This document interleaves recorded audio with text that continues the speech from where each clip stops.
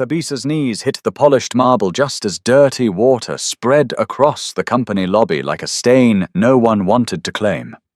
"Scrub it properly," Naledi snapped, standing over her in high heels and silk, while laughter rippled through the employees gathered for the CEO's arrival. One man filmed.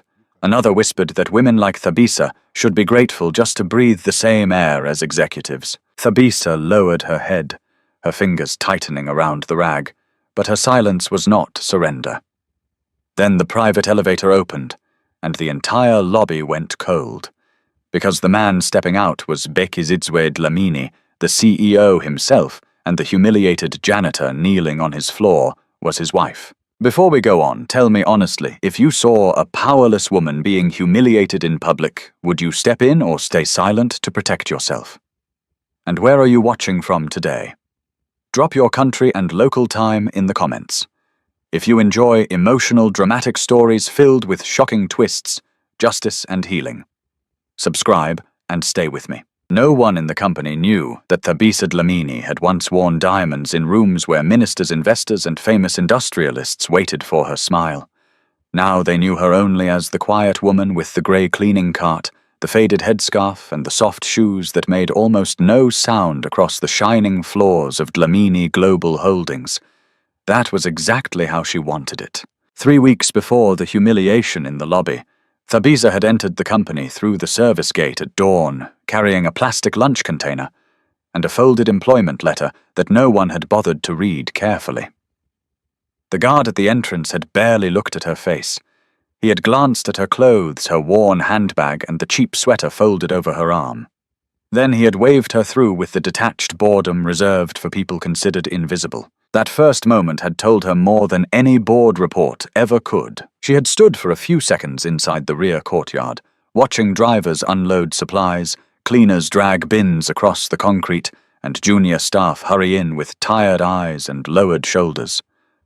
Above them, the high glass walls of the headquarters reflected the morning sun like a palace. The building was beautiful from the outside, sleek, expensive, admired in magazines. Inside, she would soon learn beauty and dignity were not distributed equally. Thabisa had asked for this assignment under a false simplicity, though not under a false name. She had not lied on the form. She had written her name clearly. She had simply made sure no one important ever noticed it.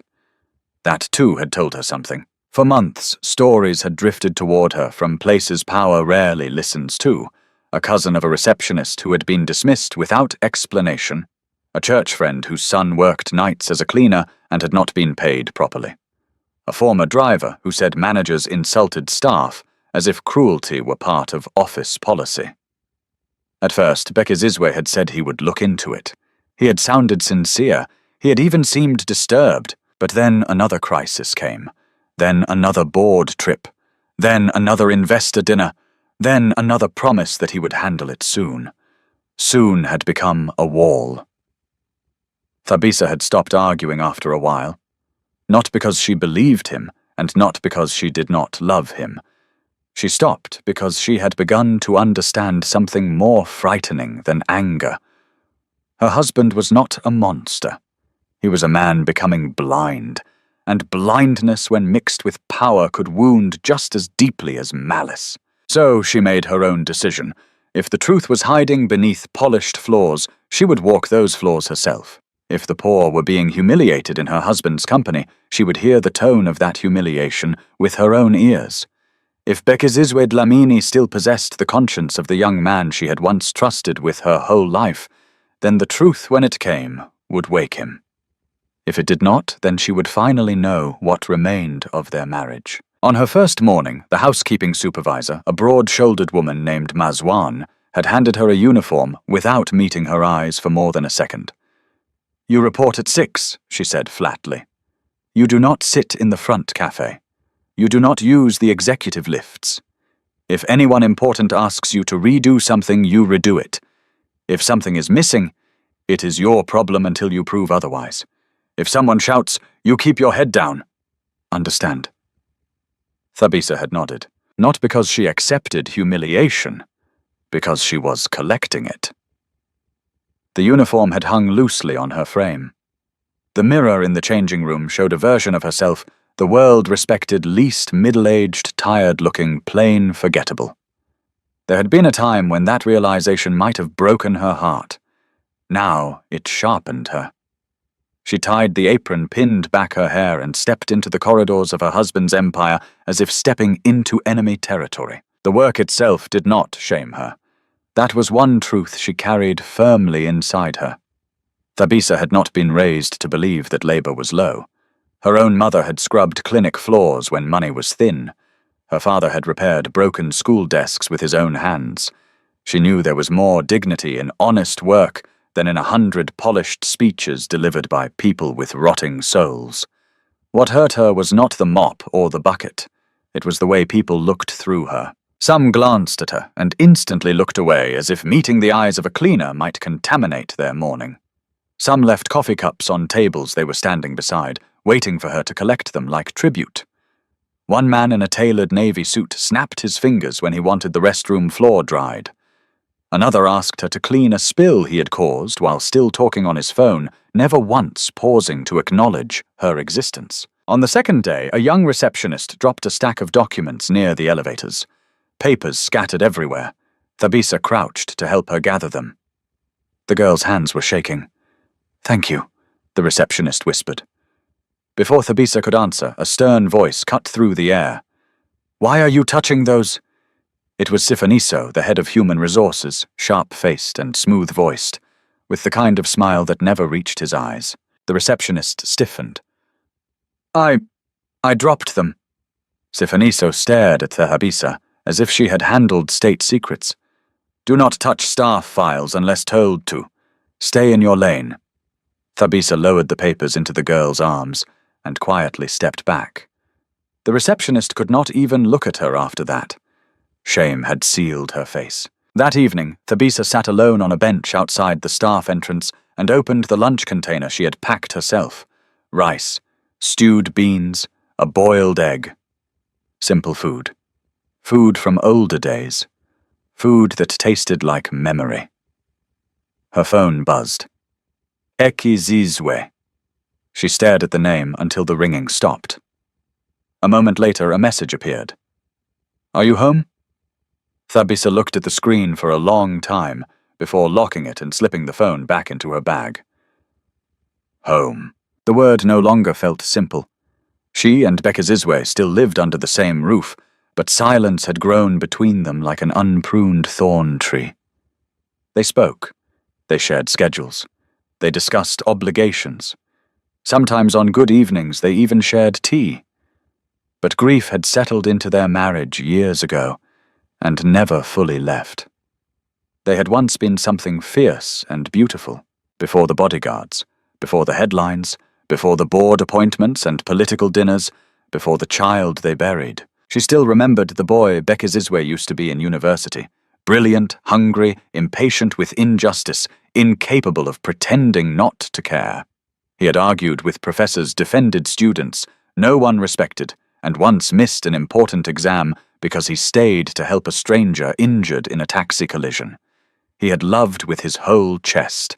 He had dreamed not of being rich, but of building something that would outlive him and lift others with it. That was the man she married. The man she now missed was not dead. That made everything harder, because sometimes she still caught flashes of him. In the way he looked exhausted after signing layoffs he had not personally designed. In the way he paused too long whenever children were mentioned. In the way guilt shadowed his face when he found her awake in the night, and knew without asking which memory had returned. Their first child had died years earlier after a chain of delays and failures during an emergency night that neither of them ever fully described the same way. Since then, grief had moved through their marriage like cold weather through cracked walls. They did not stop loving each other. They simply stopped knowing how to reach each other without touching pain. Thabisa believed that after the funeral, Bekazizwe had buried more than a child.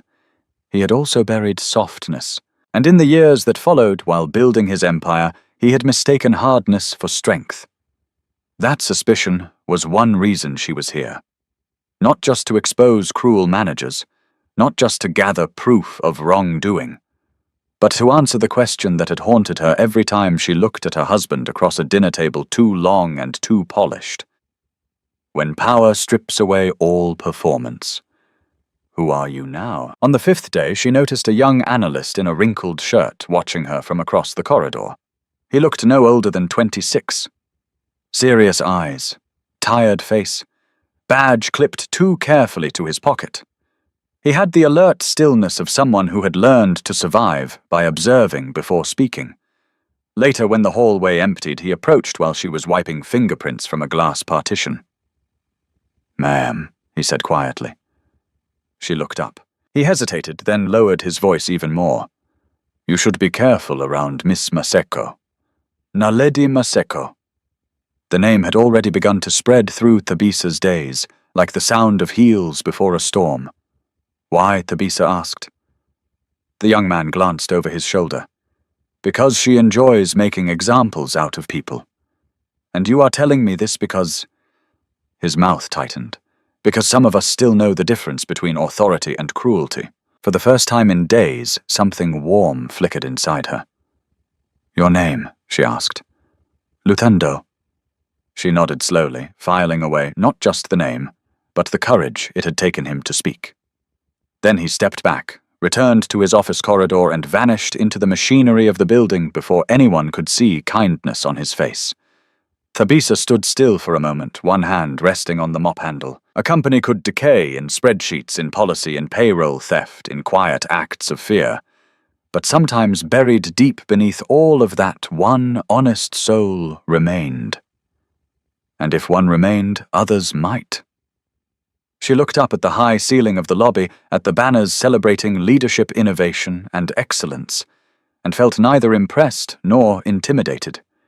The game had already begun. And before it ended, this company would reveal its true face. So would her husband.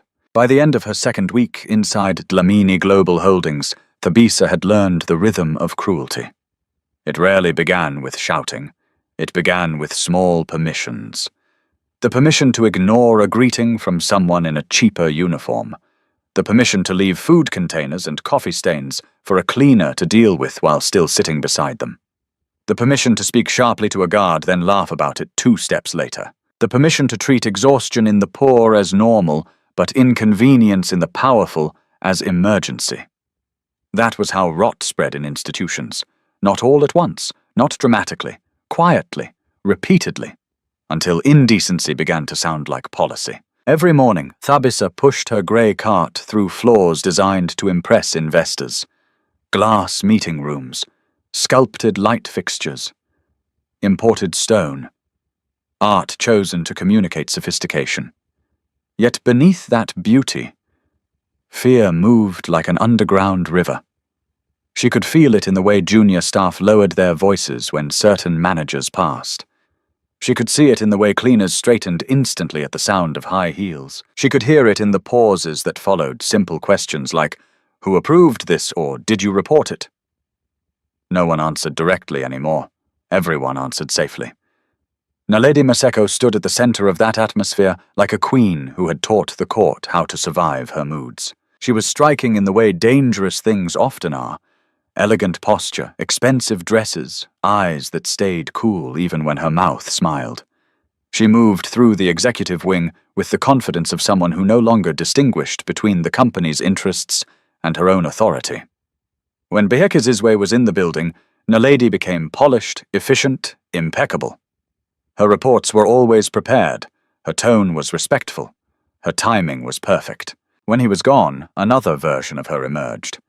That version did not raise her voice often. She did not need to. She humiliated with precision.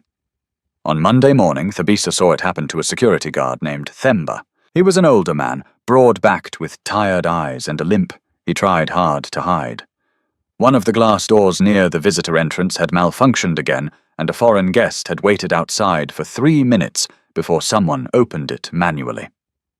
Naledi arrived just as the embarrassed guest was being escorted in. Themba began apologizing immediately. Naledi did not look at the faulty door. She looked only at him. "Do you enjoy making this company look provincial?" she asked, her voice silk smooth. "No, ma'am." The sensor has been failing since last. Then perhaps you should have repaired it with your bare hands, she cut in. A few nearby employees laughed softly. Themba's face hardened, but he lowered his head. Maintenance said they were informed.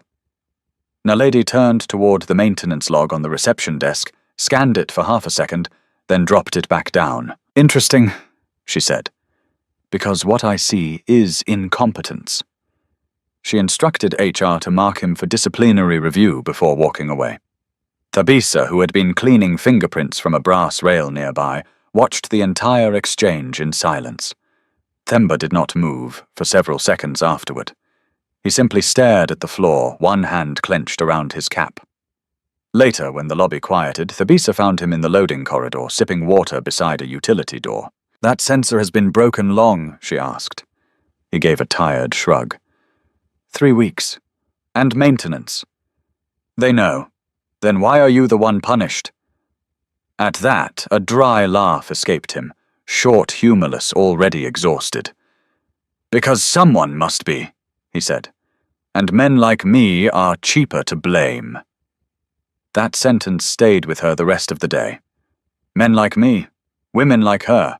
The company had categories for human beings, whether written down or not. By Wednesday, she saw another piece of the pattern.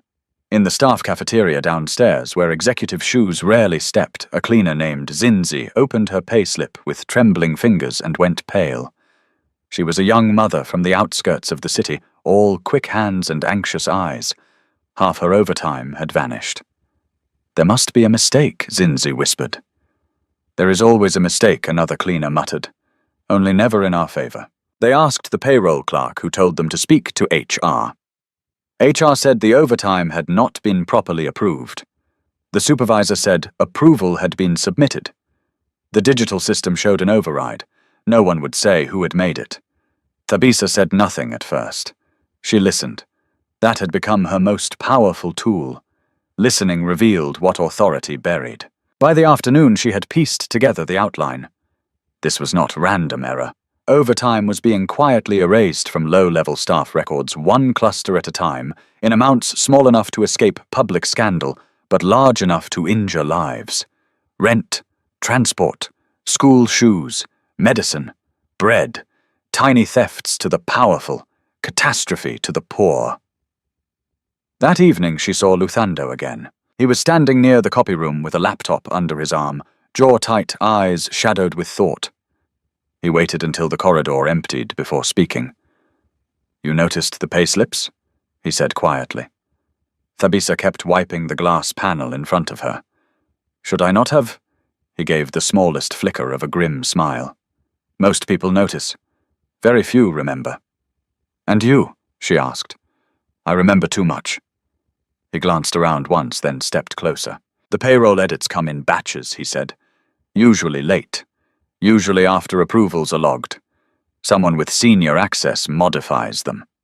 Someone like HR signs off, he said. But the permission chain goes higher. Naledi. He did not answer directly. That was answer enough. Thabisa studied him. Why haven't you reported it? A bitter silence crossed his face. To whom he asked. The people doing it. The ones protecting them. I have submitted concerns before. I was warned to focus on my own career. He paused, then added in a lower voice, one analyst who pushed too hard was transferred to a dead-end regional office within a week. Fear again, not dramatic fear, administrative fear, the kind that arrives in emails, performance reviews, quiet exclusions, career death by memo. Thabisa understood it well. Institutions rarely needed open violence when they had paperwork. Why tell me, she asked. Luthando looked at her for a moment longer than expected, as if trying to solve a puzzle. Because you don't react like the others, he said finally. What do the others do? They shrink, he said, or flatter, or pretend not to see. And me? You watch. He said it almost accusingly. Then footsteps approached, and the moment vanished.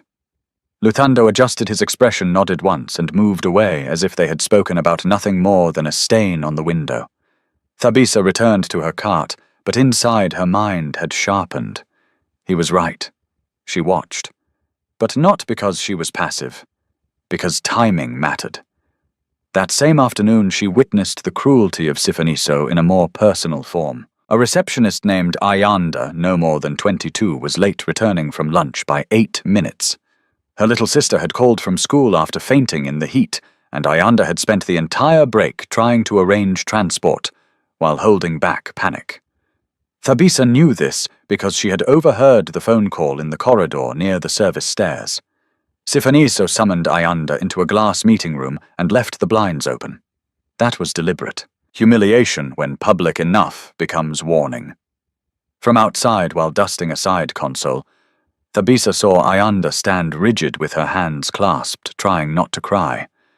Sifaniso remained seated, speaking without urgency, almost lazily, which somehow made it crueler. At one point, Ayanda wiped her face. He leaned back in his chair and said something that made her freeze completely. When she emerged minutes later, her eyes were swollen and her shoulders bent. "What happened?" Thabisa asked softly in the restroom a little later. Ayanda laughed once, but it broke in the middle. He said, "If family problems make me unstable, there are many girls outside who would be grateful for my chair." There it was again. Gratitude demanded as obedience, pain treated as weakness, replaceability weaponized. Thabisa reached for a paper towel and handed it to the girl. "You did nothing wrong," she said. Ayanda looked at her as if kindness itself were suspicious. "You should be careful saying that," the girl whispered. "Why? Because people disappear here." Thabisa held her gaze. "Not forever." Ayanda did not reply, but something changed in her face. Not trust. Not yet. Something smaller. The memory of it. By Thursday, the image of the company was splitting in Thabisa's mind into two separate worlds. One world existed in presentations, annual reports, and speeches about excellence. The other lived in service corridors, cafeteria lines, janitor closets, and whisper networks. In the first world, Bekizizwe Dlamini's company was a modern African success story. In the second, it was a machine that consumed the quiet first. That was when Thabisa finally saw Naledi at full strength. A cleaner had accidentally used the wrong polish on a conference table, leaving a faint cloudy ring that only appeared under direct light. It should have been corrected with a note, perhaps retraining, perhaps patience. Instead, Naledi turned the mistake into theatre. She summoned 3 cleaners, 2 assistants, a facilities supervisor, and even a junior accountant who had nothing to do with the matter, simply so there would be witnesses. Then she stood by the table and traced the mark with one red-painted fingernail. "Do you see this?" she asked. No one answered.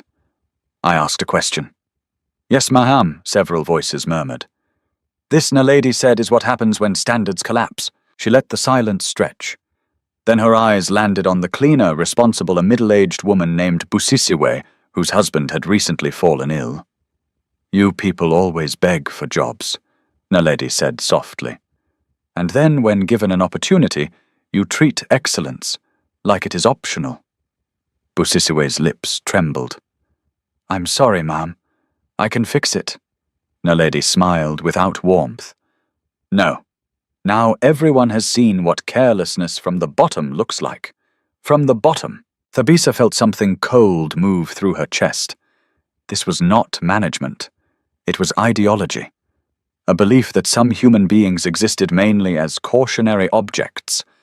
Naledi turned and saw Thabisa standing near the doorway with her mop. For 1 second their eyes met.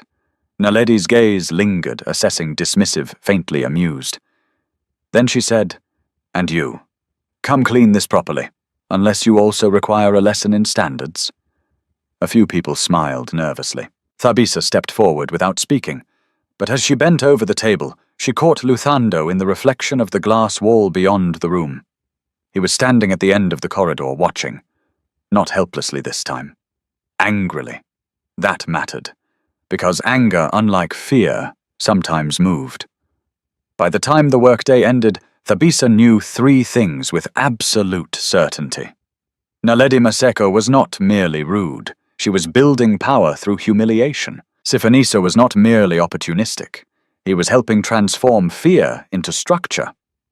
And somewhere inside this company, evidence existed, real evidence, not rumor that connected cruelty to theft, theft to policy, and policy to the rotting culture hidden beneath Bekizizwe's polished empire.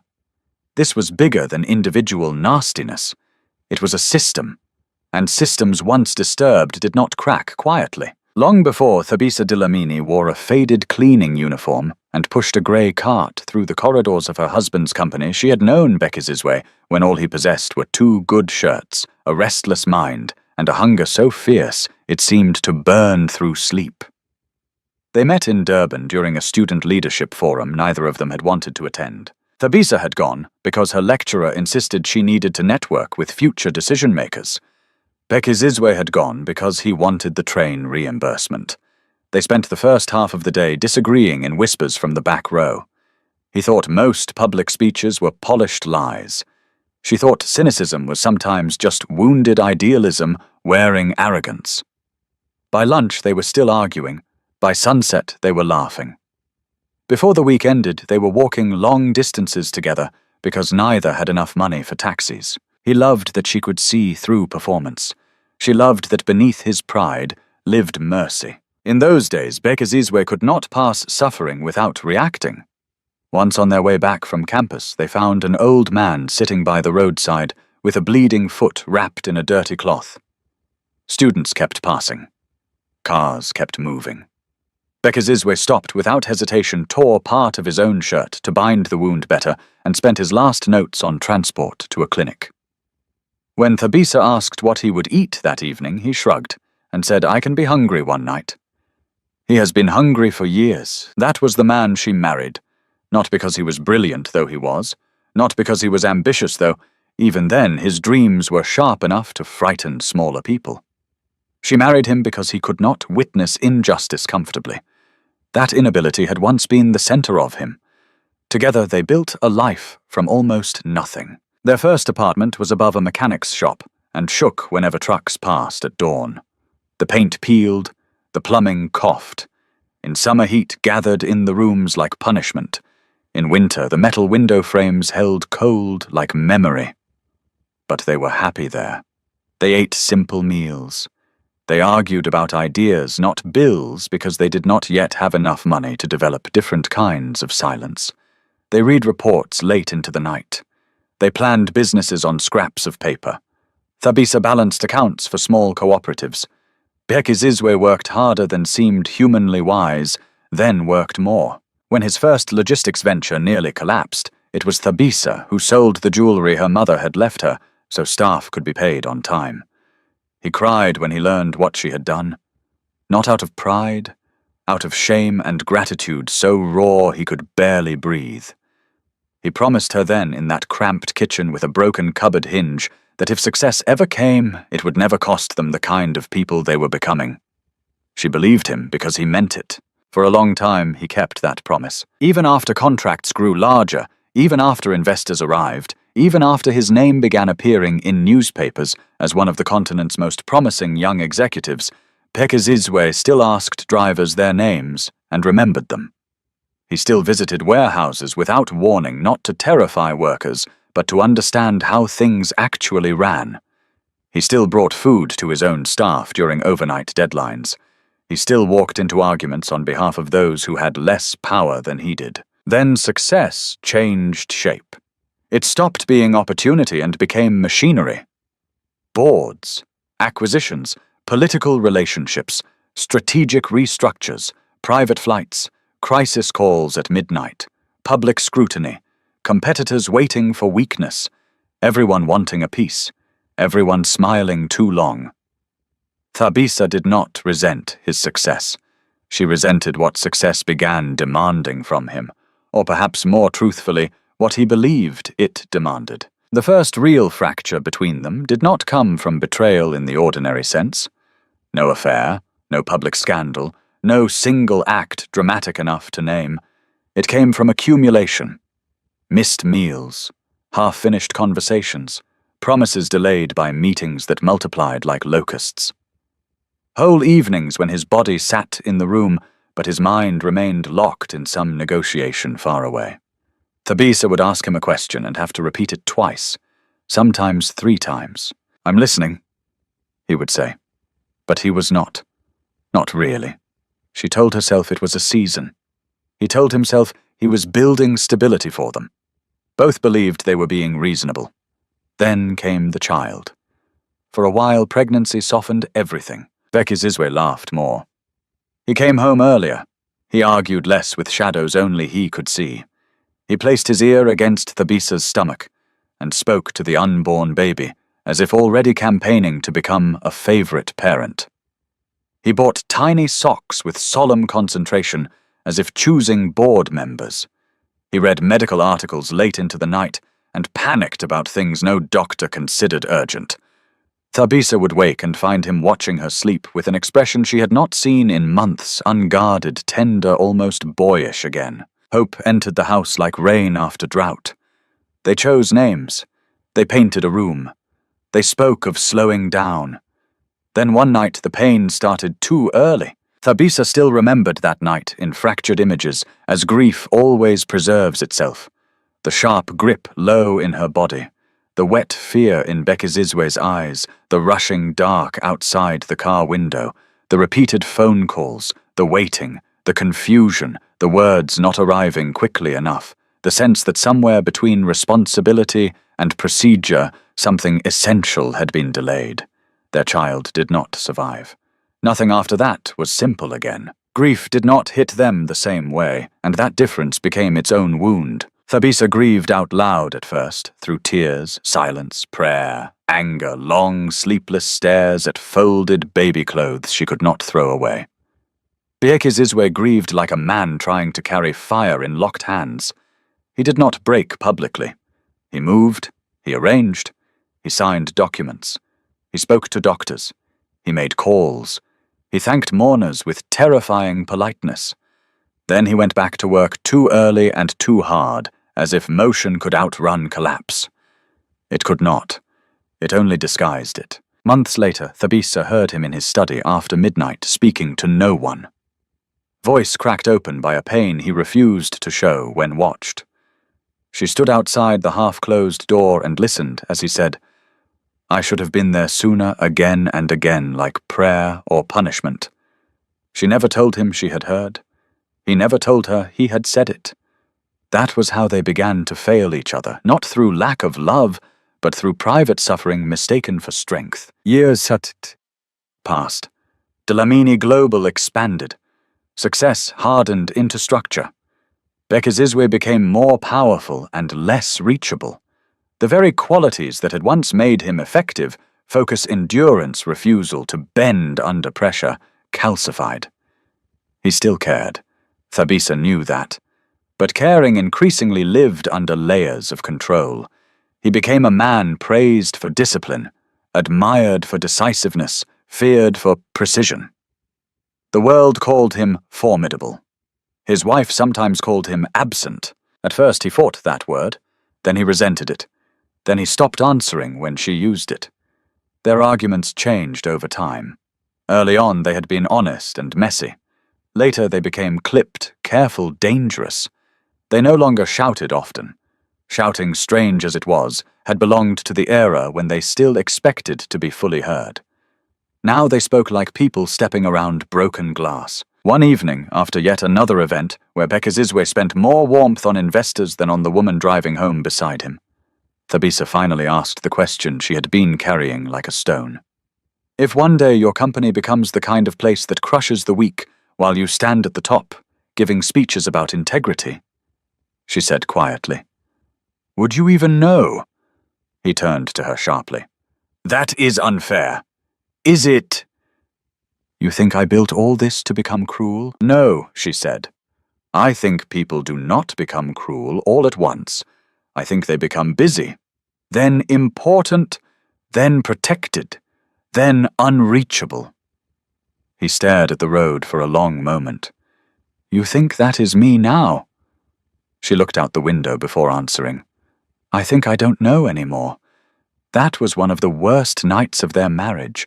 Not because either said the most terrible thing possible, because both said enough truth to wound, and neither knew how to hold the wound afterward. What Thabisa did not tell him then was that whispers had already begun reaching her stories from the lower levels of his growing empire, stories too specific to dismiss. A driver insulted for asking about missing wages. A cleaner dismissed after reporting harassment. A contract worker threatened into silence. A culture of fear forming in pockets too low to attract executive attention. Or perhaps not low enough, perhaps simply too inconvenient. Bekizizwe promised to investigate. She wanted to believe him. For a time she tried, but every inquiry seemed to vanish into layers of managers' reports, procedural fog, and urgent competing priorities. Each time he came back with partial reassurance, Thabisa saw what he did not. The terrible comfort of filtered information. He was being managed, not only by the board, not only by public expectations, by people beneath him who had learned exactly what truth to hide, what version to present, and how to weaponize his distance. That realization did not arrive as accusation. It arrived as grief. Because it meant the man who once stopped for a bleeding stranger on the roadside now stood atop a structure that might be bleeding people every day without forcing him to see the wound. So Thabisa made the decision alone. She would enter the company herself, not as the CEO's wife, not as a donor board guest or honored presence that made everyone perform goodness. She would enter where dignity was thinnest. At floor level, with a mop in her hand. She told no one except an old family attorney who handled quiet paperwork and asked few questions. She did not even tell Bekizizwe the full plan. She said only that she needed time, clarity, and distance from polished explanations. He thought she meant emotional distance. She did not correct him. Part of her felt guilty for that secrecy. Another part knew truth sometimes had to arrive before permission. Now, as she moved through the company in a cleaner's uniform, that old question beat steadily beneath everything she saw. Had power changed Bekizizwe's surroundings, or had it changed Bekizizwe himself? She did not yet know, but she knew this much. The answer would not decide only the future of his company. It would decide whether there was still a marriage left to save. By 9:30 on Thursday morning, the lobby of Dlamini Global Holdings had already become a stage. Fresh lilies stood in black stone vases near the revolving doors. A branded media wall had been installed beside the reception desk for photographs with the foreign delegation arriving before noon. Junior staff hurried across the marble floor with tablets, folders, guest badges, bottled water, and the strained expressions of people terrified of making visible mistakes. The air smelled of polished, expensive perfume and nerves. Everyone knew the CEO would come through the private lift at any moment. That knowledge made people crueler. Thabisa had begun to notice this pattern. When the powerful were expected nearby, smaller tyrants performed harder. They sharpened their voices. They hunted for flaws. They staged discipline as proof of competence. Nothing impressed people intoxicated by hierarchy more than watching someone beneath them suffer efficiently. She was mopping the far side of the lobby when Naledi Maseko entered like a blade sliding from silk. Her heels struck the floor in calm, measured clicks. Her hair was flawless. Her cream suit looked severe enough to be military. Two assistants trailed behind her, one carrying a tablet, the other a printed schedule. Sifaniso appeared a moment later from the corridor, leading to HR adjusting his tie, as if he had been born rehearsed. Naledi stopped in the center of the lobby and turned slowly, scanning everything. "The flowers are too close to the doors," she said. One assistant rushed to move them. "The media wall is angled badly. A facilities intern nearly ran while correcting it. The welcome packets should be on the left table, not the right." Another assistant obeyed before the sentence fully ended. Then Naledi's gaze landed on Thabisa. She did not speak immediately. She simply let her eyes rest there long enough for those nearby to notice. That was another of her gifts. She knew how to turn attention into punishment. "You," she said at last. Thabisa straightened, one hand still resting on the mop handle. "Yes, ma'am." Naledi looked down at a faint moisture streak near the center of the marble. It had come from a guest umbrella carried through moments earlier. Why is that still there? I was moving toward it now. Naledi tilted her head as if considering whether laziness or stupidity was more offensive. Then perhaps your legs require instruction. A few nearby employees smiled quickly nervously, eager to be aligned with contempt rather than targeted by it. Thabisa lowered her gaze and moved toward the mark. She heard light laughter behind her and felt it pass over her shoulders like grit. From the reception desk, Ayanda watched with tight lips. Near the service corridor, Themba stood motionless, jaw set. And from the glass door of a nearby meeting room, Luthando looked out only once before looking away, which told Thabisa more than staring would have. He knew something was building. Naledi continued issuing orders, more restless now, energized by the proximity of public performance. The foreign delegation is not here to see disorder, she said to no one and everyone. I want this lobby immaculate. Immaculate. Not passable. Not almost. Sifaniso added smoothly. Anyone who fails today should consider whether they belong in this company at all. That sentence landed exactly where it was meant to land, on the poor, the replaceable, the silent. The next 15 minutes moved with brittle speed. Staff adjusted signage twice. The receptionist reprinted name cards because one font was cheap-looking. A catering tray was returned because the arrangement of fruit was considered careless. Every command came downward. Every fear flowed lower. By the time a delivery worker accidentally rolled a trolley too loudly across the side hall, the whole lobby felt as if it might crack from tension. Thabisa kept working. She wiped brass rails, smoothed out a damp edge near the entrance, collected a paper cup left on a side table by someone who would later lecture others about standards. And all the while she watched Naledi move through the space like someone setting conditions for a sacrifice. The moment came suddenly. One of the junior assistants approached with a fresh bucket, a cloth bundle, and a bottle of concentrated floor solution meant for later use in the executive corridor. He was young, anxious, and obviously overburdened. Someone called his name from across the lobby. He turned. At the same second, Naledi pivoted sharply without looking. Her heel struck the side of the bucket. It tipped. A wide sheet of dirty grey water rushed across the marble in a spreading fan heading straight toward the center of the lobby where the delegation would soon stand. Gasps rose. A receptionist stepped back. One assistant swore under her breath. The young assistant froze in horror. For one thin second, silence held. Then Naledi turned with perfectly timed outrage. "What is this?" she snapped. Her gaze slid over the assistant and settled with lethal convenience on Thabisa. "You were responsible for this section." The young assistant opened his mouth. "Ma'am, it was Naledi cut him off without even glancing at him." "Are you speaking over me?" He went pale and fell silent. Thabisa looked at the water, then at Naledi. The calculation was so naked she almost admired it. Naledi had caused the spill, seen the panic, and chosen instantly where blame would be cheapest. "I was at the entrance rail," Thabisa said quietly. Naledi stepped closer. "And yet the lobby is flooded." "It was not my hand, that careful Sifaniso said." His voice mild but edged. Defensiveness never helps. There it was, the trap closing. If she stayed silent, she accepted guilt. If she defended herself, she became insolent. Employees had begun gathering at the edges now. Not openly, not in a circle, but in scattered lines of curiosity and dread. Office workers slowing on their way to lifts. Interns lingering by pillars. 2 marketing staff pretending to review badges while listening with bright, hungry eyes. Phones appeared not openly filming at first, just held a little too ready. Naledi surveyed the spreading water, then looked back at Thabisa with something close to satisfaction. "On your knees," she said. The lobby went still. Thabisa did not move. Naledi took another step forward. "Did you not hear me?" Around them, people stopped even pretending not to watch.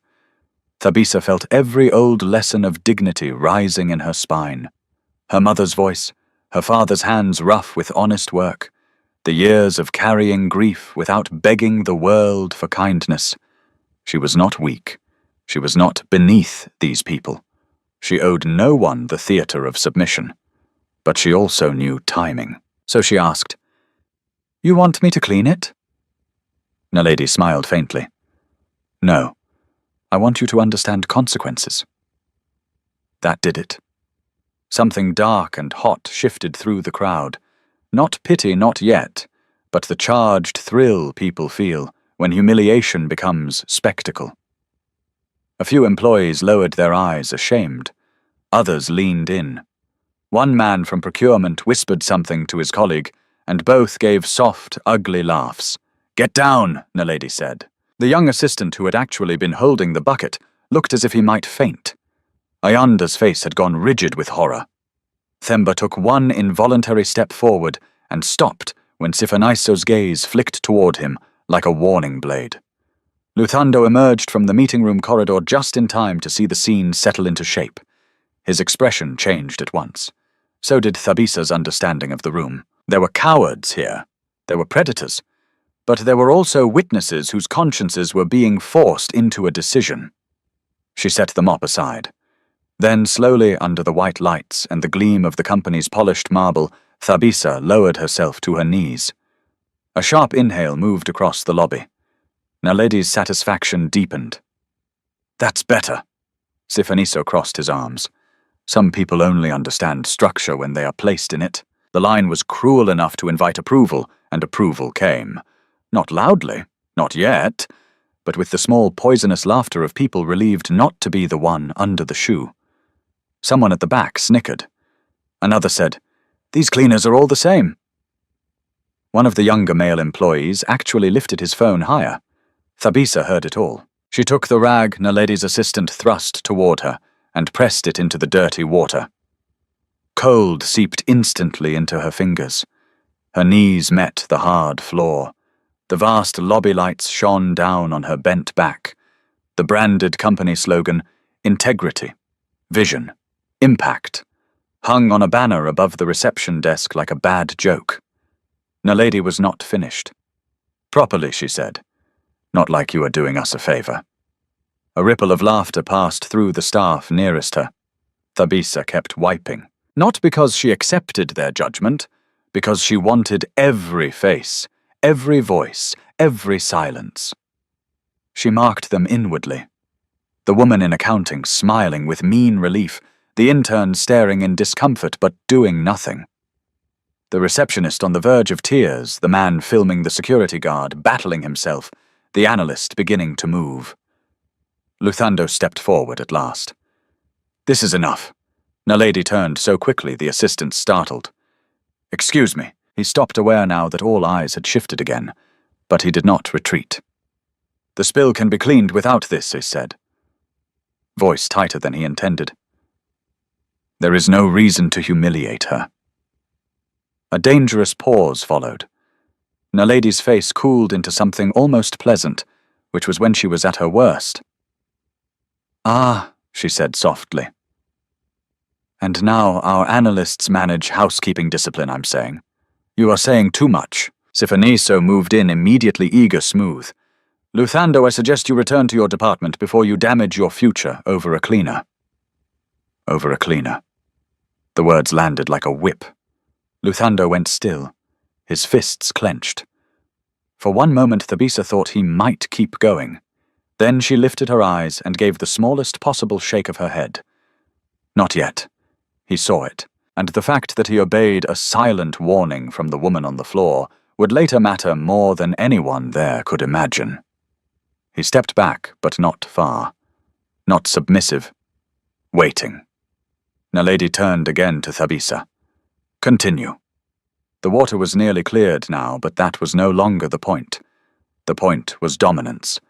The point was to show the room what happened to the powerless when those above them wanted entertainment disguised as discipline. One of the executives from finance entered the lobby, saw the scene, hesitated, then kept walking.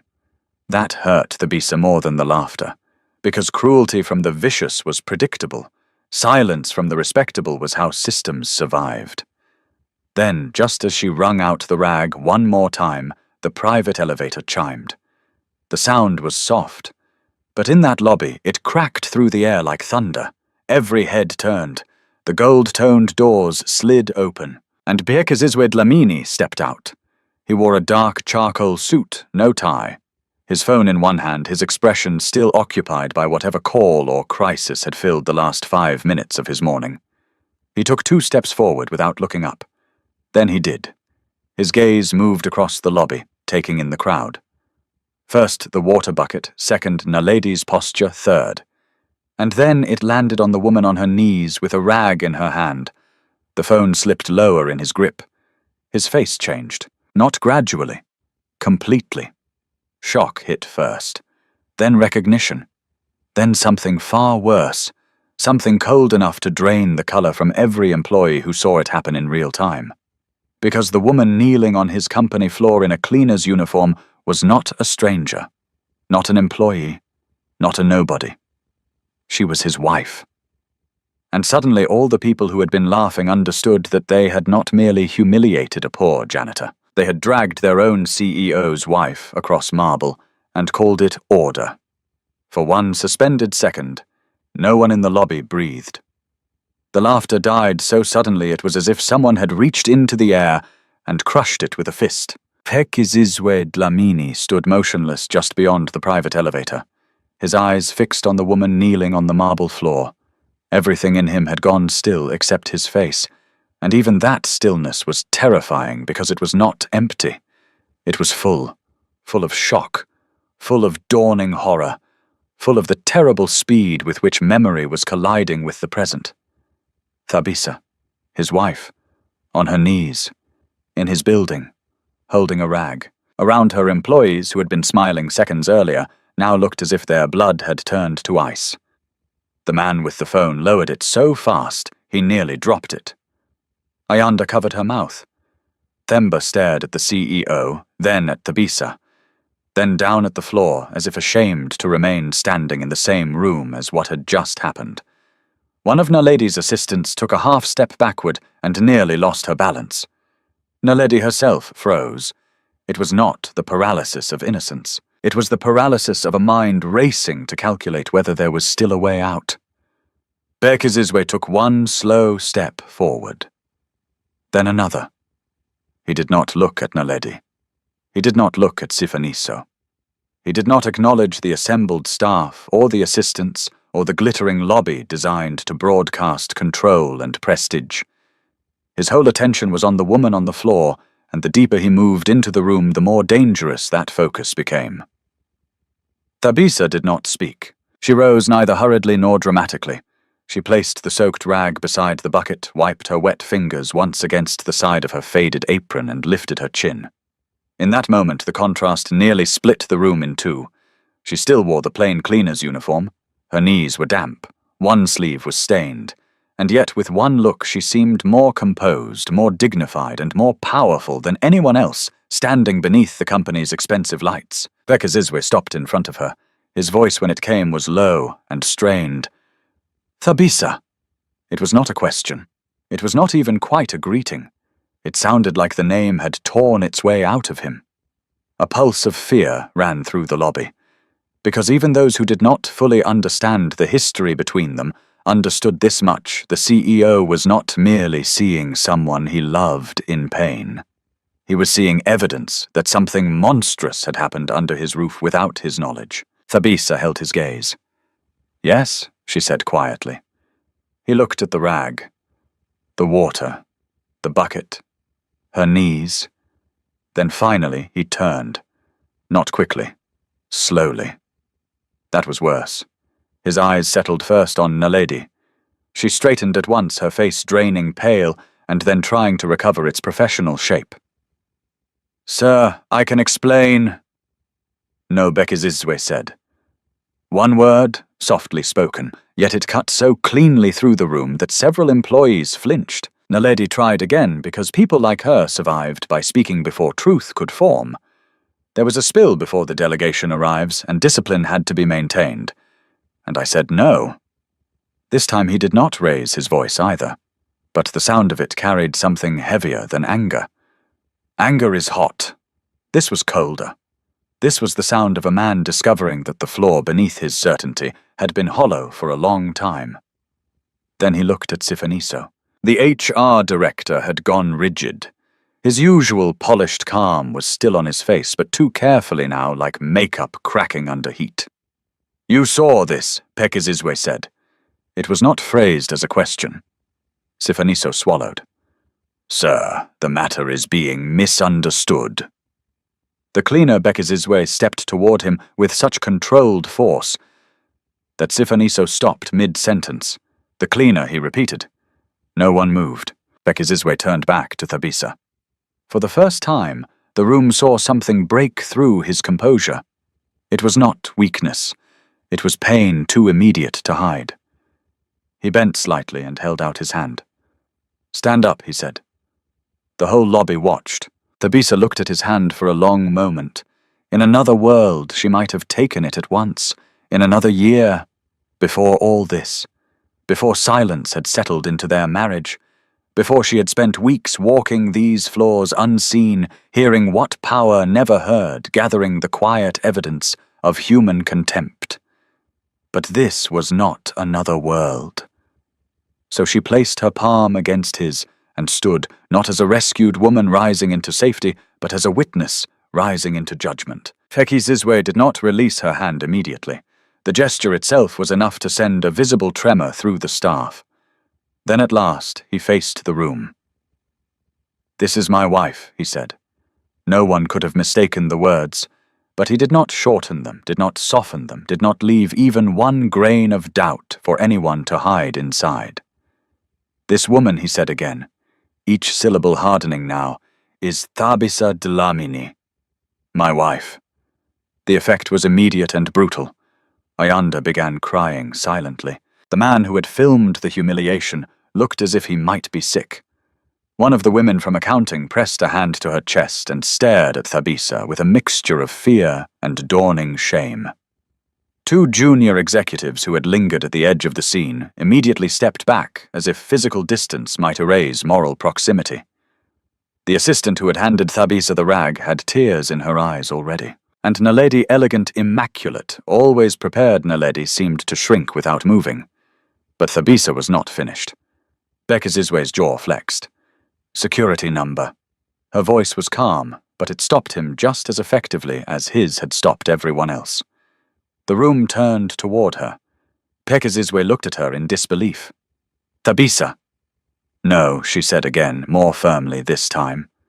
"Not yet." It took effort for him not to interrupt. She could see it in his shoulders, in the tension near his mouth, in the battle between public authority and private shock. He wanted to protect her. He wanted to tear the whole scene apart and punish every person who had stood inside it. But she had not come here for one burst of righteous fury. She had come for truth, and truth required witnesses. So she stepped slightly away from him and faced the room herself. When she spoke, she did not shout. That made people listen harder. "You are all afraid now," she said. "Not because what happened was wrong, because now you know who it happened to." No one answered. Some lowered their eyes. Others stared at her with the desperate stillness of people hoping not to be noticed. Thabisa let the silence tighten. "I have worked in this company for weeks," she said. "Not in the boardroom, not in the executive lounge, not beside the people who smile when power is watching. I worked where your eyes never rest for long. I worked with the cleaners, the guards, the reception staff, the contract workers, the people you order around because you believe a smaller salary makes a smaller soul." Naledi found her voice, again brittle now. "This is highly irregular. If there was some private arrangement that should have been communicated." Thabisa turned to her. "Private arrangement?" She repeated. "Is that what you call forcing a woman to kneel in public so others learn to fear you?" Naledi's face tightened. "You are taking a moment of operational correction and turning it into humiliation," Thabisa said. "That is the word." Naledi opened her mouth, but Thabisa did not let her recover. "I have watched guards blamed for broken equipment they did not control. I have watched overtime erased from the payslips of cleaners. I have watched young women threatened with dismissal because family emergencies made them 8 minutes late. I have watched people with titles speak about discipline when what they mean is cruelty." A rustle moved through the room. Fear recognition. Panic. Tekizizwe's eyes flicked sharply toward Sifaniso. The HR director remained silent now, which was the silence of a man already assessing legal exposure. Thabisa kept going. You mocked me because you thought I was poor. You dismissed me because you thought I was powerless. Some of you laughed because you enjoyed it. Some of you laughed because you were afraid not to. Some of you stayed silent because you told yourselves it was not your business. Her gaze moved across faces one by one. She did not rush. That made it worse. I remember every face she said. No one doubted her. Somewhere near the back of the lobby, someone began quietly sobbing. Then Luthando stepped forward from the edge of the crowd. He did not look at Naledi or Sifaniso. He looked at Bekizizwe. Sir, he said, his voice unsteady but clear. What she is saying is true. Naledi snapped. You need to stop speaking now. But the spell had broken. Once truth enters a frightened room and one person survives speaking it, others begin to feel the shape of courage returning to their bones. Themba stepped forward too. Then Ayanda, still trembling. Then one of the payroll clerks. Each movement was small, but together they changed the atmosphere. This was no longer a single scandal in a lobby. It was the first crack in a wall. Bekizizwe looked around him, and for the first time that morning the full weight of what had happened seemed to settle visibly into his body. Not only that his wife had been humiliated, not only that trusted managers had abused the weak, but that a whole culture of fear had grown large enough to organize silence in broad daylight. He turned to Naledi and Sifaniso. Effective immediately, he said, every word measured. Now you will touch nothing. No files, no systems, no staff. You will not leave this building until internal security has escorted you to the executive conference floor. Naledi stared at him. You cannot make decisions of this scale based on emotional confusion in a lobby. Bekizizwe's expression changed into something so controlled it became frightening again. No, he said. I am making them because I have just seen enough to know that confusion is not the problem. Exposure is. Then he looked at the staff gathered in the lobby. The delegation is cancelled. Every manager on duty will report to Conference Room A in 30 minutes. Every access log, payroll override, disciplinary review, and facilities report from the last 12 months will be frozen. Anyone who destroys records, hides evidence, or contacts outside council before formal notice is issued will answer for it personally. The room seemed to tilt, because this was no longer embarrassment. It was war. Thabisa stood beside him, breathing evenly, though inside her chest her heart was still striking hard against old grief, old anger, old love, and something even more dangerous than all of them together. Hope that maybe, just maybe, the man beside her was not too late to wake up. But hope she knew was not proof. Not yet. And as security finally began moving toward Naledi and Sifaniso, Thabisa looked at her husband and understood that the hardest part was still ahead. Revealing the truth was one thing. Surviving what the truth would uncover was another. Within 40 minutes, Dlamini Global Holdings no longer felt like a company preparing for a prestigious international delegation. It felt like a palace after a coup. The branded media wall had been removed. The lilies were gone. The glossy welcome packets lay abandoned on the reception table like props from a play that had been interrupted by reality. Staff moved through the corridors in tight, urgent lines, whispering into phones they were suddenly afraid to use. Internal security officers, who were usually almost invisible in the rhythm of the building, now stood outside executive offices and server rooms with the rigid stillness of men who understood that one wrong favor could destroy a career. On the top conference floor, conference room filled with managers whose faces carried different shades of fear. Some looked offended, as if accountability itself were beneath them. Some looked pale and alert, already rehearsing excuses. A few looked almost relieved, which told the Thabisa that guilt was not the only thing hidden inside the company. Some people had been suffocating under the lie for so long that exposure felt like oxygen, even if it came with danger. Bekizizwe sat at the head of the long walnut table, not speaking at first. That silence worked better than shouting ever could. Thabisa sat to his right, still in her cleaner's uniform. That detail changed everything. No jewels, no polished public wife elegance, no protective costume of status, just plain fabric damp at the knee with traces of dirty water still darkening one sleeve. It forced everyone in the room to face what had actually happened. Not a misunderstanding, not a perception issue, not a procedural overreaction. A woman they had considered beneath notice had been dragged into public humiliation because the system assumed the weak could be handled without consequence. Naledi sat 3 seats down under security watch, her back straight, chin lifted, eyes cold. Sifaniso sat beside her, dabbing discreetly at sweat gathering near his hairline. Neither had been permitted to access a phone. Neither had been allowed to leave. Luthando stood near the side wall with 2 other analysts from compliance support called in when Bekizizwe demanded system logs and payroll audit trails. Themba had been brought up from lobby security to give a statement. Ayanda waited outside with another receptionist, both trembling but determined.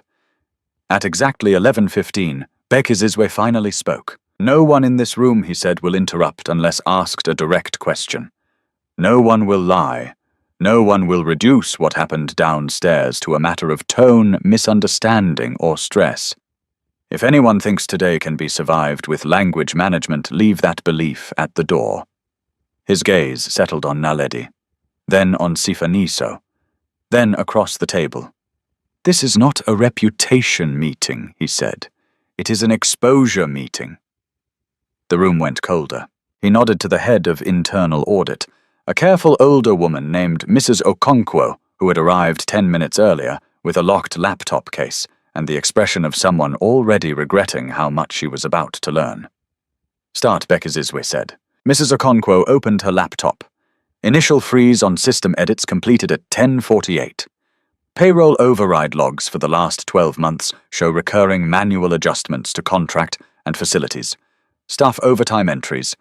47% of flagged deductions were approved after submission, then altered under secondary credentials. "Whose credentials?" Bekizizwe asked. Mrs. Okonkwo inhaled once. "There are layered approvals, but the recurring authorizations route through executive operations and HR escalation." A pulse moved through the room. Naledi's voice cut in, still polished. "That proves nothing except that senior systems were used for batch corrections. We process thousands of entries a quarter." Bekizizwe did not look at her. "I did not ask you to speak." Mrs. Okonkwo continued. "In a significant number of cases, the employees affected were later issued disciplinary warnings for attendance attitude or procedural failure within 3 weeks of payroll disputes." Thabisa felt Ayanda's words from the restroom echo back through her memory. "People disappear here. Not forever," she had said. Now she intended to make that promise true. Bekizizwe turned to Luthando. "You said you had evidence." Luthando stepped forward with a folder and a flash drive. His hands were steady now, though Thabisa could still see the strain at the base of his throat. "I started keeping copies 6 months ago," he said. "At first because the numbers didn't make sense, then because the pattern repeated too neatly to be error." He laid printed documents on the table screen, captures approval sequences, timestamp comparisons, side-by-side salary entries, internal note chains, overtime removed after approval, he said. Hazard allowances rerouted. Cleaning supply budgets inflated on paper while real orders were reduced. Disciplinary notices used to silence complaints before they reached review panels. Mrs. Okonkwo leaned over the pages. Her face tightened. "One analyst in regional finance questioned the mismatch last year," Luthando added. "He was transferred to Mpumalanga under a restructuring pretext." Sifaniso found his voice. That transfer was performance-based. Luthando turned and met his eyes directly. "No, sir. It was warning-based." The sentence landed hard because it was not dramatic. It was precise. Precision is what makes corruption afraid. Bekizizwe steepled his fingers and looked at Sifaniso with the kind of stillness that stripped pretense. "Did you sign off on disciplinary notices tied to payroll complaints?" Sifaniso hesitated 1 second too long. "I signed off on recommendations that came through proper procedural channels. Did you know staff were being discouraged from escalating wage disputes? That language is misleading? Yes or no?" Sifaniso swallowed. I knew some complaints were creating instability. There it was, not denial. Justification. Thabisa felt the room react not loudly but inwardly. She had begun noticing that moment in guilty institutions, the instant when cruelty reveals the philosophy beneath it. Not a mistake. Not miscommunication. A belief that protecting the machine matters more than protecting the human beings crushed under its gears. Instability, Thabisa repeated quietly. Every head turned toward her. She held Sifaniso's gaze. A mother losing pay she already earned is instability. A guard being blamed for broken equipment, he reported, is instability. A young woman being threatened for responding to a family emergency is instability. The truth was never what destabilized this company. Your fear of the truth did. Sifaniso looked away. Naledi did not. She folded her hands. Are we going to pretend this company operates in a fantasy? Pressure exists. Standards exist. Weak staff hide behind emotion all the time. If leaders do not create discipline, the whole structure collapses. Some managers at the table went even paler. That was the danger of proud people under pressure. Eventually they say the quiet part aloud. Thabisa watched Bekizizwe hear it. He did not explode. That frightened Naledi more. Discipline. Bekizizwe said, is not forcing a woman to kneel so cowards can laugh safely around her. Naledi's jaw tightened. You are personalizing what was operational. No, Thabisa said. You depersonalized what was human. The silence after that felt almost physical. Mrs. Okonkwo cleared her throat and opened another file. There is more. Vendor discrepancies tied to facilities support. Repeated invoicing from a cleaning subcontractor with prices far above delivery records. Multiple approval chains were routed through executive operations. Bekizizwe finally turned to Naledi. Did you authorize false or inflated facilities expenses? Her face hardened. Absolutely not. Mrs. Okonkwo slid one printout across the table. Then another. Then a third. These approvals carry your digital signature sequence, she said. And in one case, your written instruction to recover costs from low-tier labor where practical. The sentence fell like acid. Even managers who had spent years adapting themselves to fear now looked shocked.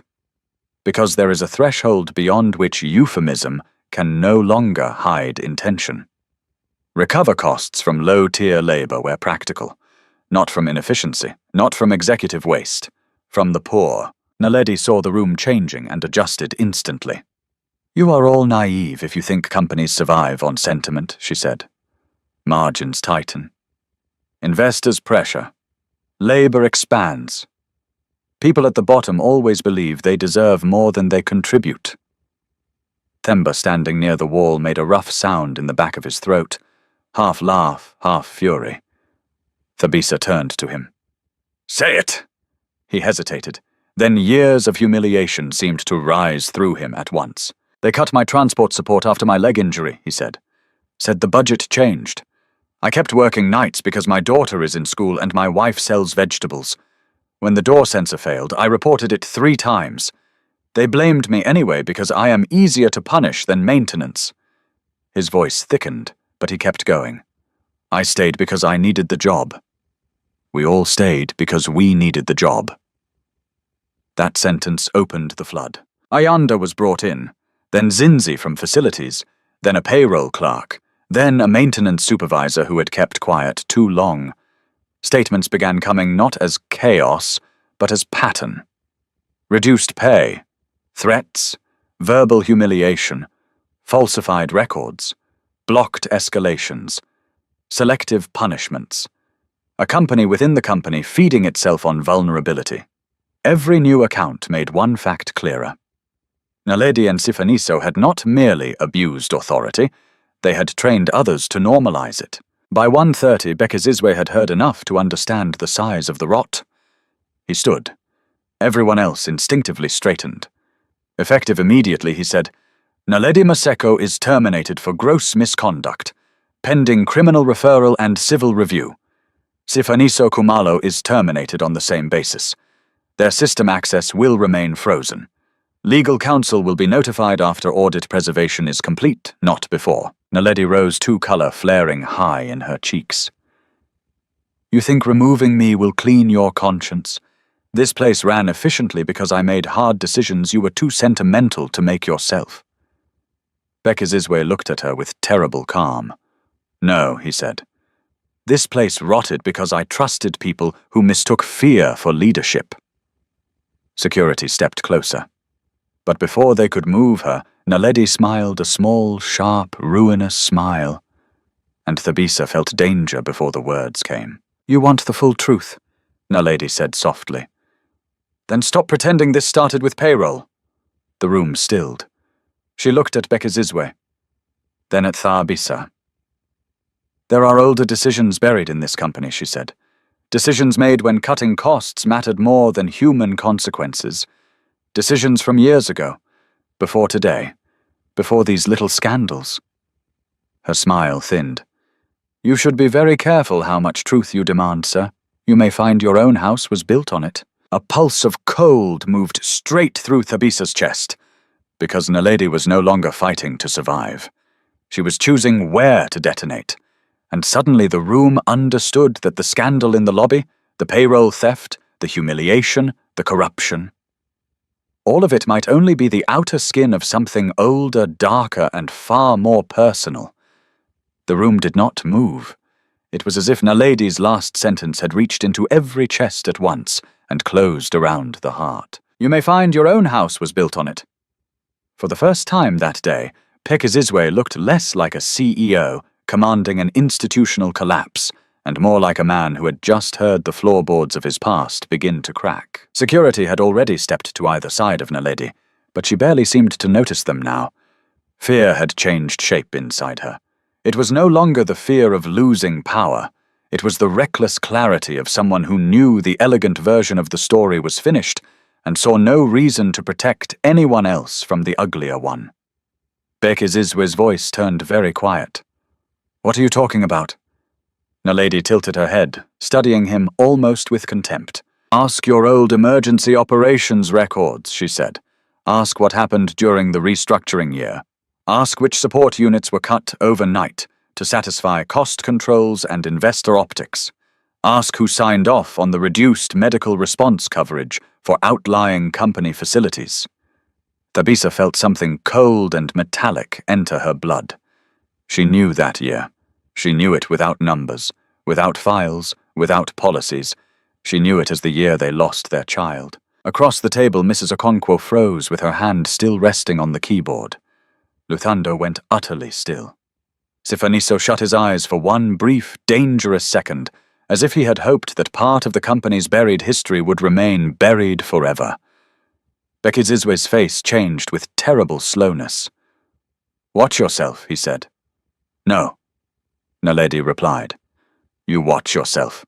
You are very good at moral outrage when the stain is fresh and public, but some stains dry deeper. The conference room air seemed to thin. Thabisa heard her own heartbeat more clearly than anyone breathing. Bekizizwe's hands were flat on the table now, the tendons tight beneath the skin. If you have an accusation, state it clearly. Naledi smiled, but the smile was brittle all edges. You remember the old logistics and mining support arm before the full consolidation, she said. You remember the cost reduction program. You remember the late-night emergency changes to staff allocation. Bekizizwe did not answer. That was answer enough, Naledi went on. One of the line items targeted for reduction was emergency medical standby coverage at secondary sites and transport support between partner facilities. The argument was that usage rates did not justify the expense, that private options nearby could absorb overflow cases, that the company could not carry redundant readiness forever. Mrs. Okonkwo whispered almost to herself, My God. Thabisa's mouth had gone dry, because she remembered fragments from that old season. Numbers. Meetings Bekizizwe said were consuming him. Discussions he came home from looking hollow and furious and exhausted. Words like restructuring sustainability, investor confidence, temporary sacrifices. Back then she had not been studying corporate decisions. She had been pregnant. She had been hopeful. She had been building a nursery. She had still believed that if crisis came, systems would do what systems claimed to do. They had not. Naledi turned her gaze directly to Thabisa. The night your labor complications began, she said the nearest properly staffed company-linked emergency response unit was already operating below approved coverage. The transport escalation chain was slower because support had been centralized. One vehicle was unavailable. One standby clinician had not been replaced. One approval route had been lengthened. Each sentence struck with the cruelty of detail. Bekizizwe's chair moved sharply against the floor. Enough. But Naledi did not stop. And by the time the necessary response aligned, she said it was too late. The room seemed to recoil. For a moment, no one breathed at all. Then Thabisa stood, not abruptly, not dramatically.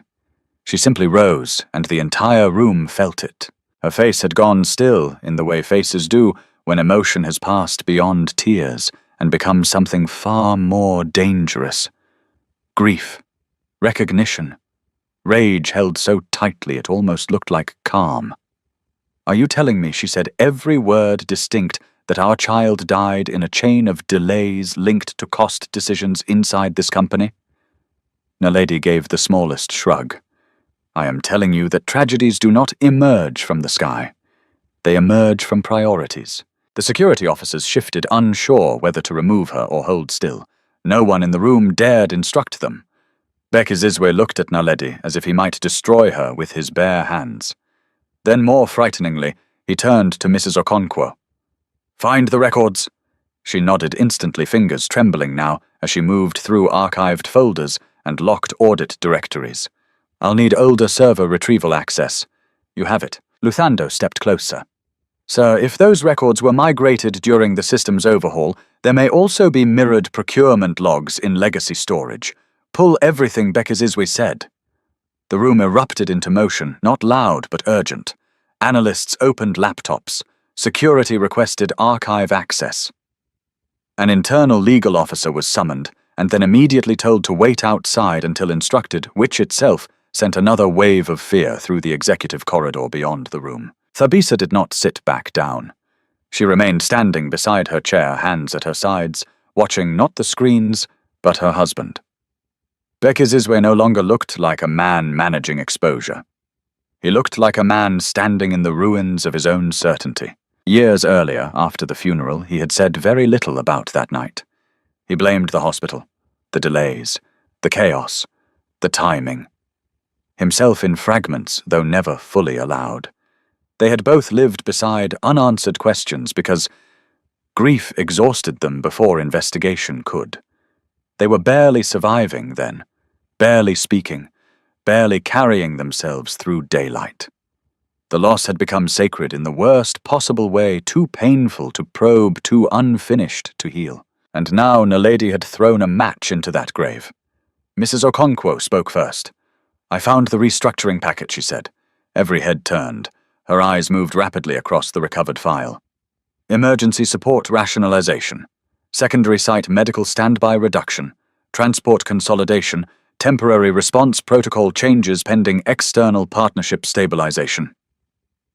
Bekizizwe's voice had become flat. Who signed Mrs. Okonkwo hesitated.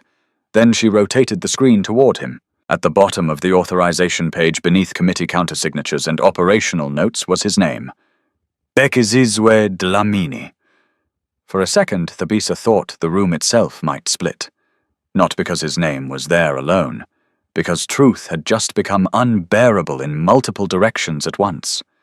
Naledi let out a breath that was almost a laugh. There! The hero wakes up. Bekizizwe did not react to her. He stared at the screen as though reading a language he once knew and now hated. I signed the program, he said, but it sounded like he was speaking from somewhere far away. I signed the restructuring framework. Mrs. Okonkwo kept scanning. There are annotations below. Operational implementation modified beyond the board-approved scope. Some temporary reductions were expanded at facility level. By whom, Thabisa asked. The older woman clicked into sub-approval logs. Her eyes widened. Operational expansion requests routed through regional efficiency review under interim management. Naledi's name appeared. Not alone. but clearly. Siphonissos appeared later in the downstream enforcement chain. So did two other former operations staff, already long gone from the company. The shape of it emerged with brutal precision. Bekizizwe had signed a broad restructuring plan during a brutal expansion year. Naledi and others had then used that framework to deepen and prolong cuts beyond what had been represented, especially in lower visibility support areas. The result was a brittle system where emergencies became slower, thinner, riskier. And on one terrible night, that fragility met Thabisa's labor crisis. Their child had not died because one villain pressed one button. Their child had died inside a web of ambition, pressure, negligence, distance, and decisions made too far from human consequence. That was worse, because it meant no one present was permitted the relief of a simple monster. Thabisa felt the world tilt inside her. Not outwardly. She did not sway, did not cry, did not collapse. But inside, memory came apart and reassembled itself in light she had never asked to see. The long wait, the missing response, the transfer confusion. Bekizizwe leaving one call to make another. A nurse saying, "We're trying." Everything she had locked away under fate now stood up wearing names, signatures, processes. Bekizizwe pushed back from the table. "I didn't know," he said. It was not defensive. Not at first. It was stunned, horrified, naked. Naledi's reply was merciless. "Of course you didn't know. Men like you never know the exact shape of the harm once it travels downward. You approve strategies. Others translate them into suffering." That sentence hit because it was not entirely false. And Thabisa saw Bekizizwe know it too. He turned toward her then. If he had looked arrogant, she might have hated him in that moment. If he had looked evasive, she might have walked out forever. But he looked broken. Not theatrically, not conveniently, truly broken. "Thabisa," he said, and his voice failed once before returning. "I swear to you I did not know the implementation went that far. I did not know our child is still dead," she said. The words were quiet. The room lowered its head around them. Bekizizwe closed his eyes once, as if struck. "Yes," he said. No defense, no excuse, just yes. That made it worse. And in a painful way more bearable. Thabisa turned away from him, because if she kept looking, she might either weep or forgive too quickly, and she was not ready for either. Mrs. Okonkwo spoke again, voice strained. "There is more documentation. Complaint memos from site staff. Requests to restore partial coverage. Risk flags elevated twice and marked for later review." "Who marked them?" Bekizizwe asked. Naledi answered before anyone else could. "I did, because by then reversing the cuts would have exposed the original misrepresentation." Silence. Then Luthando, who had said little for several minutes, spoke in a low voice, thick with disbelief. So people kept quiet to protect the optics. Naledi looked at him coldly. "That is how institutions survive." "No," Thabisa said, turning back toward her at last. "That is how souls rot." Naledi's composure flickered for the first time, maybe because Thabisa did not sound like a victim anymore. She sounded like judgment. Bekizizwe straightened slowly. The grief remained visible, but something else entered him now, too. Something steadier, harder, cleaner than rage. Record everything he said to Mrs. Okonkwo. Duplicate all archive pulls. Preserve all chain of approval trails. External forensic auditors come in tonight. Law enforcement referral begins today. I want every person connected to these decisions identified, including former officers. Then he looked at Naledi. "You did not just steal from workers," he said. "You helped bury risk that cost human lives." Naledi's chin lifted. "And you signed the machine that made it possible." "Yes," he said. The entire room froze again, because powerful men do not usually confess in real time. But Bekizizwe did not stop there. "I signed something I should have questioned harder. I trusted people I should have watched more closely. I let distance become blindness." His voice roughened but held. "And my family paid for it. Thabisa's breath caught despite herself, not because that healed anything, because truth had finally entered the room without disguise, and truth once spoken plainly cannot return to the dark unchanged. By late afternoon, the storm inside Dlamini Global Holdings had become impossible to contain. News had not reached the press yet, but it was already moving through the building in hushed fragments, in frightened text messages, in the quick darting glances of employees who understood that something far bigger than a lobby scandal had exploded above them. Conference rooms that usually hosted strategy briefings now held internal auditors, compliance officers, and legal preservation teams. Security staff escorted people not because violence had broken out, but because panic had. Panic, Thabisa noticed, made guilty people talk too much. It also made cowards suddenly remember what they had seen. Statements kept coming in. A former payroll supervisor, reached by urgent call, admitted he had been pressured to stay quiet about irregular deductions. A facilities coordinator confessed that orders to cut supplies and delay maintenance had often been justified under temporary efficiency enforcement. A regional operations officer, already halfway out of the company months earlier, forwarded archived emails that used neat corporate language to disguise brutal intent. Reduce exposure, compress low-tier support, manage reaction, redirect complaints through behavior review. The language was antiseptic. The consequences had never been.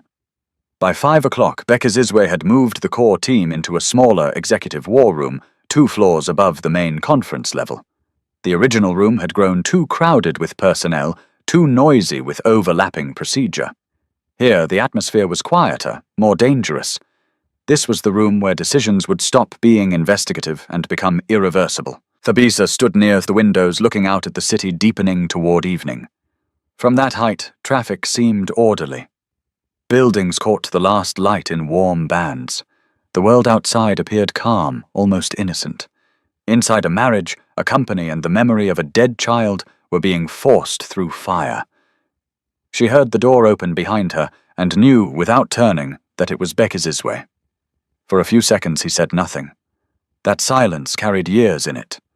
Then he spoke. "They've prepared the referral package."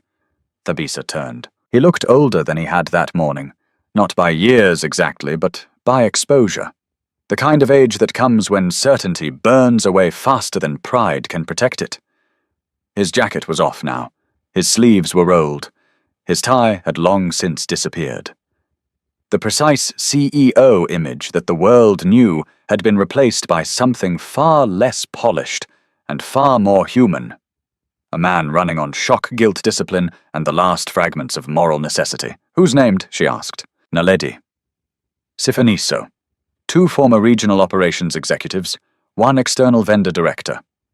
Possibly more when the forensic team finishes tracing signatures and side accounts.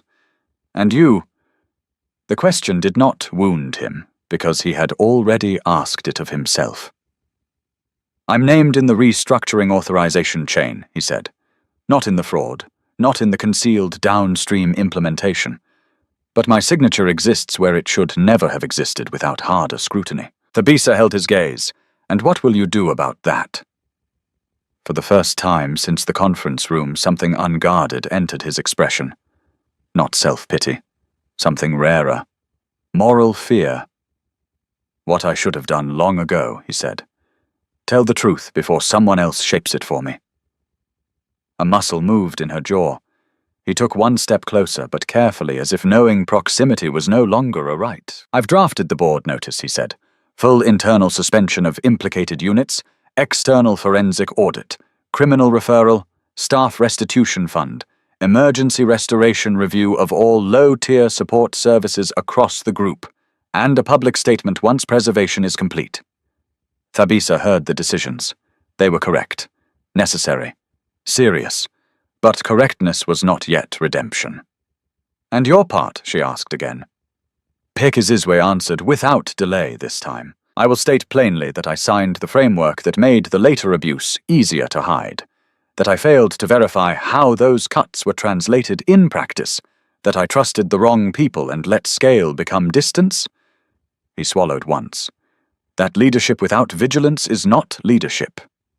There it was. No polished escape route. No careful language built to survive headlines. Just responsibility.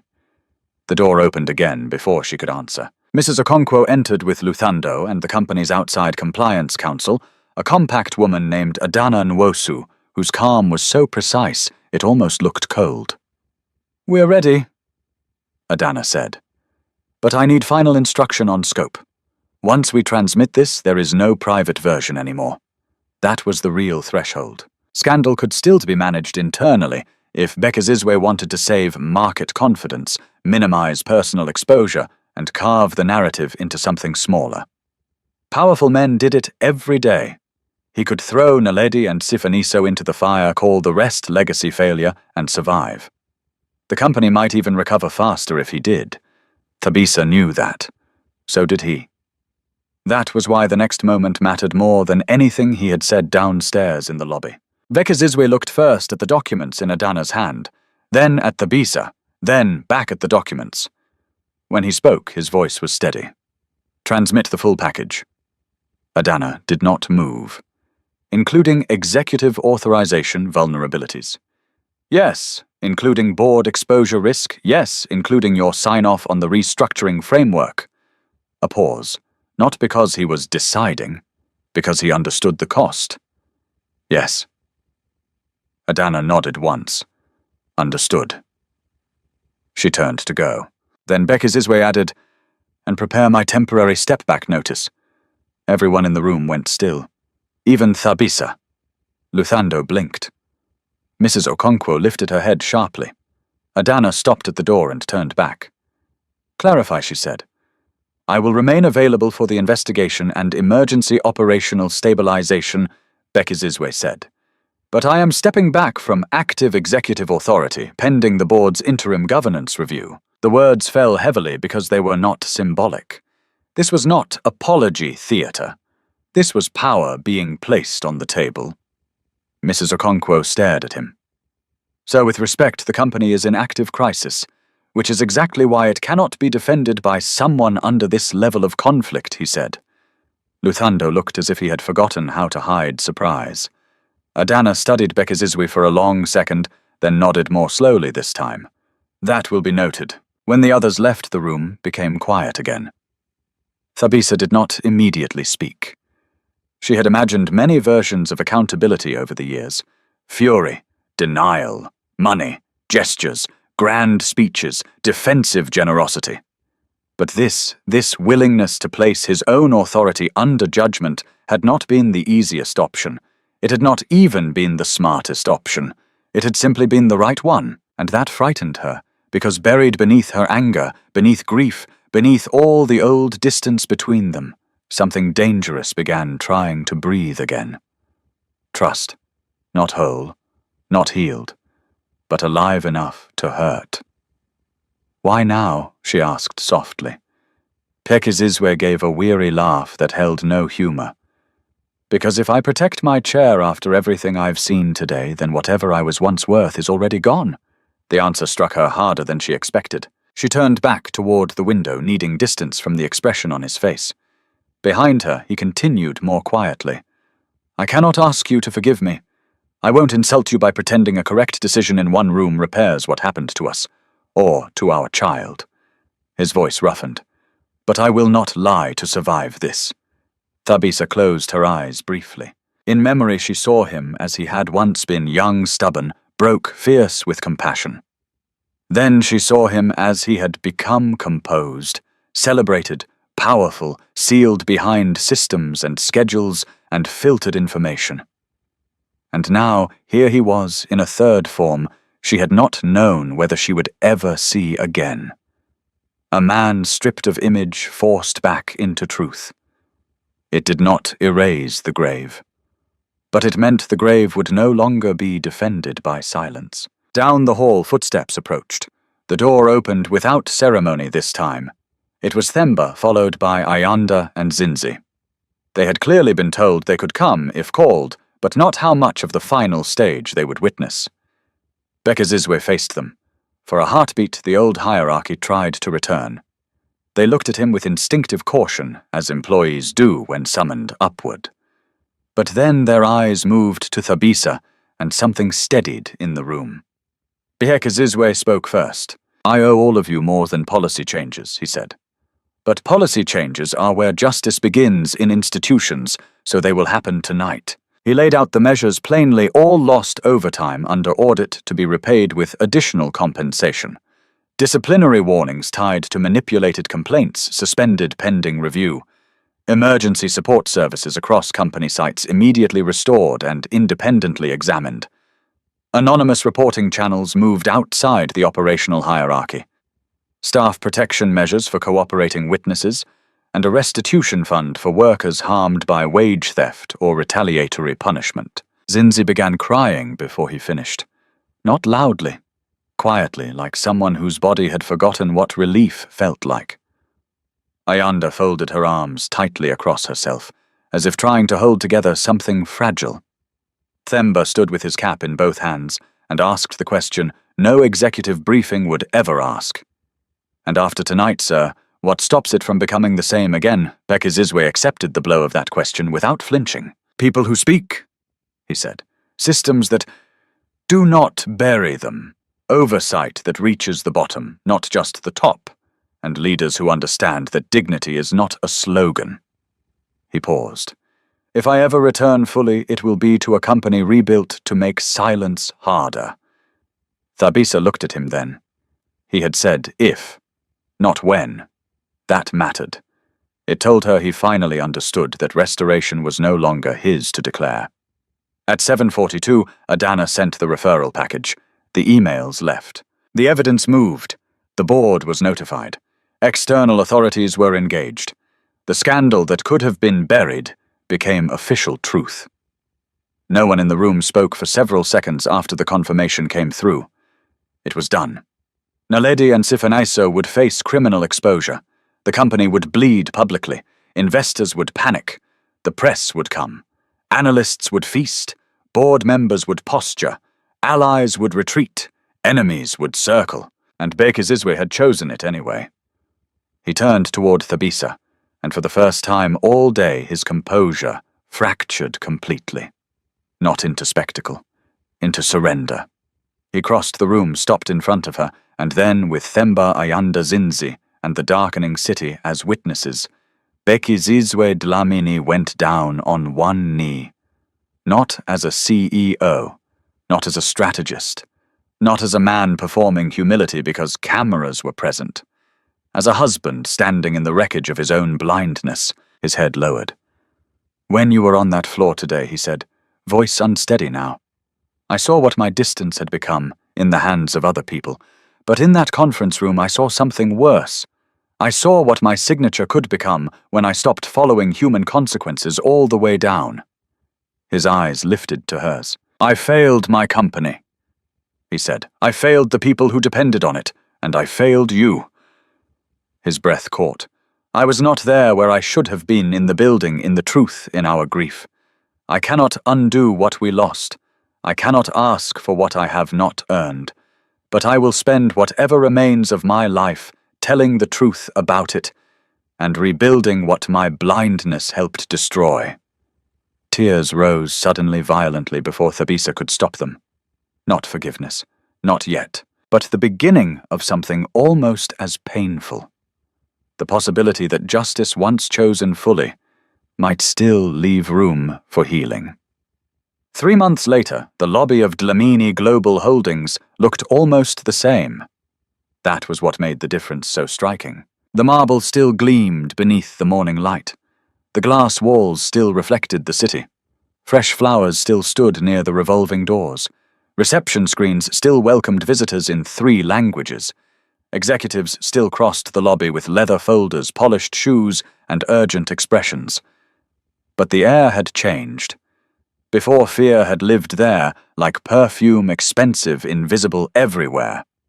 Now something steadier lived in its place. Not perfection, not innocence. Respect. It had taken pain to build. The scandal had exploded exactly as everyone predicted.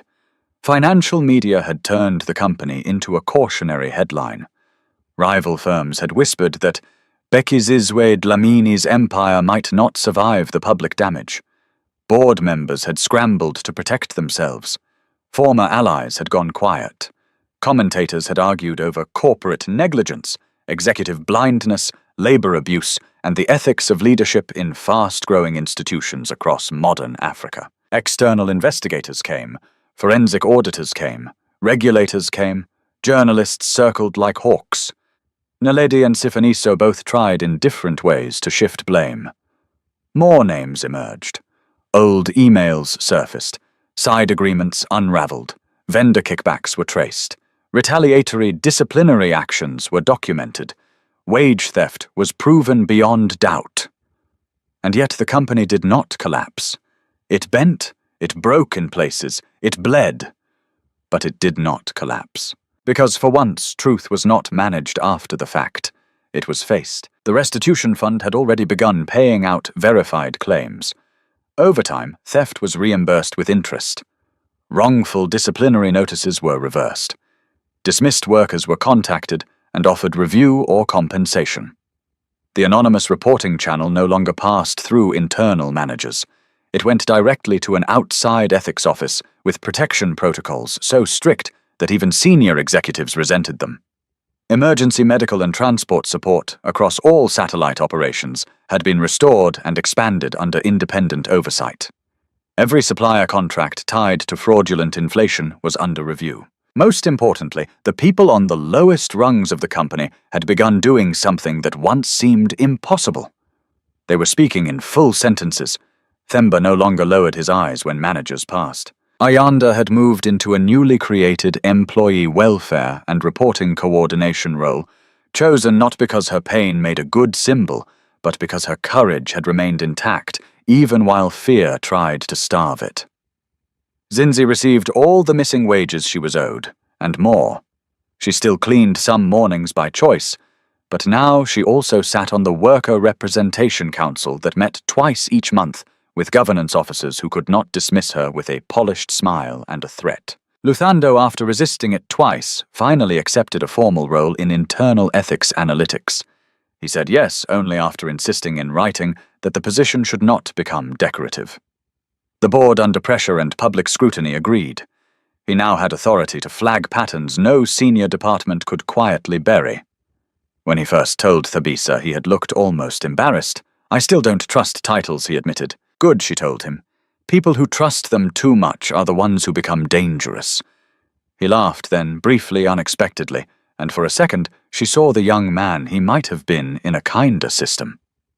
But the greatest visible change in the building stood at the center of the lobby, where a discreet bronze plaque had been installed on a side wall no visitor could miss. It did not mention scandal. It did not mention names. It said only this: "No one in this company will be humiliated to prove another person's power. Dignity is not a privilege here. It is the ground we stand on." Some executives thought it was too plain. Thabisa insisted it stay.